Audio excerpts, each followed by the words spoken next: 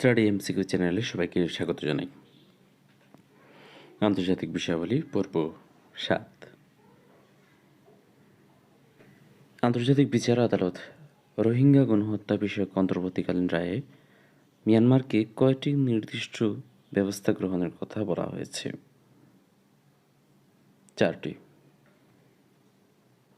কোন দুটি দেশের মধ্যে সীমান্ত বিরোধ নিষ্পত্তির জন্য 2019 সালে নোবেল শান্তি পুরস্কার দেওয়া হয়? ইথিওপিয়া ও ইরিত্রিয়া। ট্রান্সপারেন্সি ইন্টারন্যাশনাল কোন দেশ ভিত্তিক আন্তর্জাতিক সংস্থা? আরেকটা প্রশ্ন আছে অ্যামনেস্টি ইন্টারন্যাশনাল, সেই প্রশ্নের সাথে তালগুল পাকাবেন না। এর সঠিক উত্তরটি হচ্ছে জার্মানি। পরের প্রশ্ন, ইনকা সভ্যতা কোন অঞ্চলে বিরাজমান ছিল? সঠিক উত্তর দক্ষিণ America. North Atlantic treaty organization কোন বছর প্রতিষ্ঠিত হয়? নেটো নিয়ে প্রত্যেক বছর দু একটা প্রশ্ন থাকে। 1949 সালে। কোন মুসলিম দেশ সামরিক জোট নেটোর সদস্য? নেটো নিয়ে বলেছিলাম দু একটা প্রশ্ন থাকে, এই যে দুটো প্রশ্ন পেয়ে গেলেন অলরেডি। সঠিক উত্তরটি হচ্ছে তুরস্ক। তো মোট দুটি দেশ আছে, একটা হচ্ছে তুরস্ক ও আরেকটা হচ্ছে আলবেনিয়া। জার্মানির প্রথম নারী চ্যান্সেলর কে? সঠিক উত্তরটি হচ্ছে অ্যাঞ্জেলা মার্কেল। আন্তর্জাতিক আদালতে মিয়ানমার কর্তৃক রোহিঙ্গা গণহত্যার অভিযোগে মামলা করে কোন দেশ? এটা সবারই জানা এবং কমন প্রশ্ন, গাম্বিয়া। পরের প্রশ্ন, কোন বিদেশীয় রাষ্ট্র বাংলাকে অন্যতম রাষ্ট্রভাষার মর্যাদা দিয়েছে? বিদেশি রাষ্ট্র বাংলাকে অন্যতম রাষ্ট্রভাষার মর্যাদা দিয়েছে সিয়েরা লিওন। ফিনল্যান্ড কোন দেশের উপনিবেশ? আরেকটা বিষয় বলে রাখি যে ফিনল্যান্ড, সুইডেন, ডেনমার্ক এই জাতীয় বিষয়গুলো দু একটা প্রশ্ন থাকে। সঠিক উত্তরটি হচ্ছে রাশিয়া। এশিয়াকে আফ্রিকা থেকে পৃথক করেছে কোন প্রণালী? প্রণালী নিয়েও একটা প্রশ্ন থাকে, বাবেল মানদেব প্রণালী। তো বাবেল মানদেব প্রণালীটাও একদম পরিচিত, সেক্ষেত্রে এই প্রণালী নিয়ে সতর্ক থাকবেন। নিচের কোন দেশটিকে রাশিয়ার সামরিক ঘাঁটির সুবিধা বিদ্যমান? কোন দেশটিতে রাশিয়ার সামরিক ঘাঁটির সুবিধা বিদ্যমান? উজবেকিস্তানে। পরের প্রশ্ন, সামরিক ভাষায় WMD অর্থ কী? Weapons of mass destruction. পরের প্রশ্ন, 2020 সালের প্রকাশিত আইনের শাসন সূচকে শীর্ষস্থান অর্জনকারী দেশের নাম কি? এই যে আগে বললাম নরওয়ে, সুইডেন, ডেনমার্ক এই জাতীয় বিষয় একটা থাকে, ডেনমার্ক এর সঠিক উত্তর। জাতিসংঘের কোন বার্ষিক বিশ্ব বিনিয়োগ প্রতিবেদন প্রকাশ করে? UNCTAD। জাতিসংঘ নিয়ে যে কোনো পরীক্ষায় এটা একটা কমন বিষয় যে 2-3টা প্রশ্ন থাকে, তার প্রমাণ আপনি এই মুহূর্তে দেখতে পারবেন যে একটা প্রশ্ন জাতিসংঘ নিয়ে, আরেকটা প্রশ্ন এই যে এটা এক ধরনের বোনাস মার্ক। জাতিসংঘের নামকরণ করেন কে? রুজভেল্ট। আগে যেটা বলেছিলাম যে তার জাতিসংঘ নিয়ে 2-3টা প্রশ্ন থাকবেই। কিছু কিছু প্রশ্ন আছে যেগুলো খুব ছোট, দেখবেন এগুলো কোনো সময় ভুল করা যাবে না, এগুলো এক ধরনের বোনাস মার্ক যেগুলো দেয়া হয়। গ্রিনহাউস গ্যাস সমূহ নিঃসরণ নিয়ন্ত্রণ সংক্রান্ত চুক্তি দ্য কিয়োটো প্রোটোকল জাতিসংঘ কর্তৃক কত সালে গৃহীত হয়? এই যে আগেও বললাম জাতিসংঘ 2003 সালে। এবং জাতিসংঘ নিয়ে যে কোনো পরীক্ষায় যে প্রশ্নগুলো থাকে সেগুলো অত্যন্ত সহজ থাকে এবং তার বিভিন্ন শাখা নিয়েও প্রশ্ন থাকে। কোথায় সেনজেন চুক্তি স্বাক্ষরিত হয়? এর সঠিক উত্তরটি হচ্ছে 1985 সালে লুক্সেমবার্গে।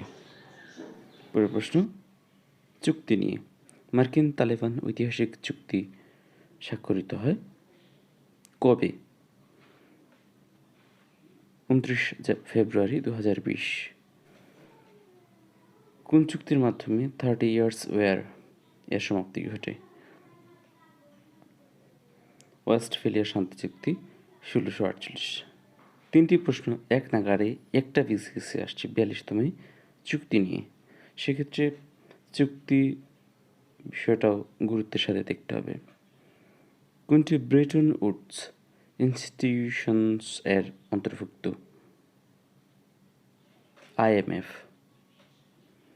পরের প্রশ্ন, আধুনিক মেধাভিত্তিক সিভিল সার্ভিস এর উন্মেষ ঘটে কোন দেশ হতে? চীন হতে।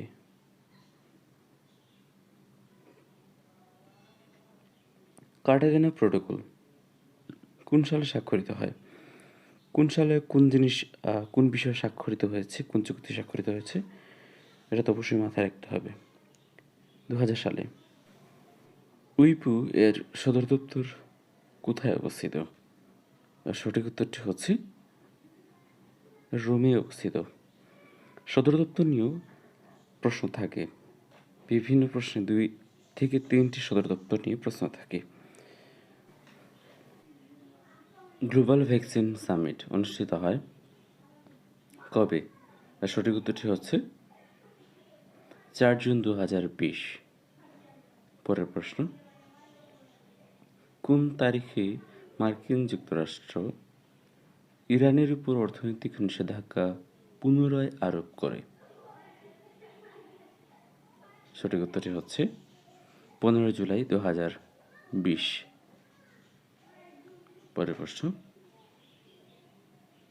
D8 organisation for economic cooperation বা D8 এর 10ম শীর্ষ সম্মেলন কোথায় অনুষ্ঠিত হয়? ঢাকায় অনুষ্ঠিত হয়। পরের প্রশ্ন, বাংলাদেশের বর্তমান সভাপতির পূর্বে কোন দেশ CVF এর সভাপতি ছিল? মালদ্বীপ। পরের প্রশ্ন, IUCN এর কাজ হলো বিশ্বব্যাপী প্রাকৃতিক সম্পদ রক্ষা করা। পরের প্রশ্ন, ব্রিটিশ কৃষি বিপ্লব কখন সংঘটিত হয়েছিল?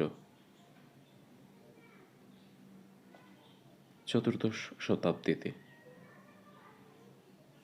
ভারতে বছরের কোন দিনটি সিভিল সার্ভিস দিবস হিসেবে পালিত হয়? সঠিক উত্তরটি হচ্ছে 21 এপ্রিল। কোন দেশটি সম্প্রতি ইসরায়েলের সাথে কূটনৈতিক সম্পর্ক স্থাপন করেছে? সঠিক উত্তরটি হচ্ছে সংযুক্ত আরব আমিরাত। সাস্টেইনেবল ডেভেলপমেন্ট গোলস এটা এক ধরনের বোনাস মার্ক। আমি আগেও যেটা বলেছিলাম, কিছু প্রশ্ন থাকবে যেগুলো বোনাস মার্কের মতন। 17টি। প্রিয় শিক্ষার্থী, আশা করছি এই প্রশ্নগুলো আপনাদের যে কোনো পরীক্ষার জন্য অনেক বেশি কমন এবং কার্যকরী হিসেবে কাজ করবে। আজ এ পর্যন্তই। ভিডিওটি দেখার জন্য অনেক বেশি ধন্যবাদ জানাই। পাশাপাশি লাইক শেয়ার করতে পারেন এবং মতামত জানাতে কমেন্ট করতে পারেন এবং বেল আইকন টিপে দিয়ে সাবস্ক্রাইব করতে ভুলবেন না।